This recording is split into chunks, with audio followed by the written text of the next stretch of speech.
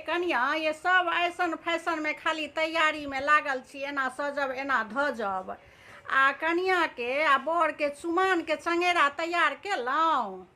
हाँ, कनिया बर जे दुरागमन भऽ कऽ अबै छथिन हुनका तऽ पहिने चुमान हेतनि, बुझलियै। अहाँ सबके जहन कहब तहन सुनबै, ई नहि जे बैसल छथिन काकी तऽ पूछि लियौ।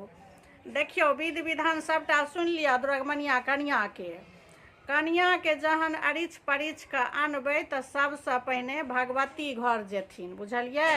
भगवती घरमे भगवती गोसाउनके गोर लागि कऽ आ तहन हुनका चुमान हेतै, बुझलियै, बर कनिया दुनूके।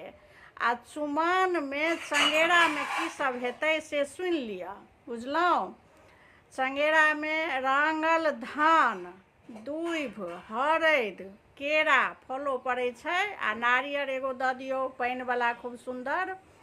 फल फूल दऽ दियौ, दूभि दऽ दियौ, हरदि दऽ दियौ, रांगल धान दऽ दियौ, भऽ गेल।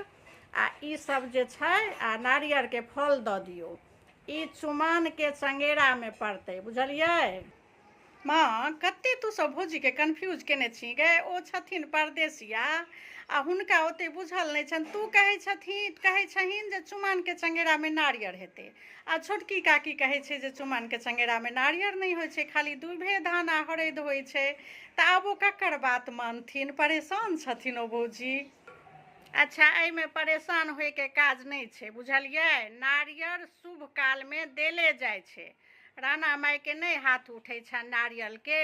आ हर शुभ काजमे नारियर चढ़ले देबे कयल जाइ छै। चंगेरामे नारियर फल दऽ दियौ। जिनका नहि आयल रहै छनि, नहि खरीदल रहै छनि, ओ अपन जे रहलनि जतबे रहलनि ततबे लऽ कऽ विध व्यवहार कऽ लेलनि आ कहलनि जे ई नहि होइ छै ओ नहि होइ छै। हमसब सब बेटा पुतहुमे जते ओरियान चुमान केलहुँ, जते चुमानके डाला छलै हन सबमे पानिवला नारियरके फल देल जाइ छै। दियौ ओ नारियरके फल, बुझलहुँ।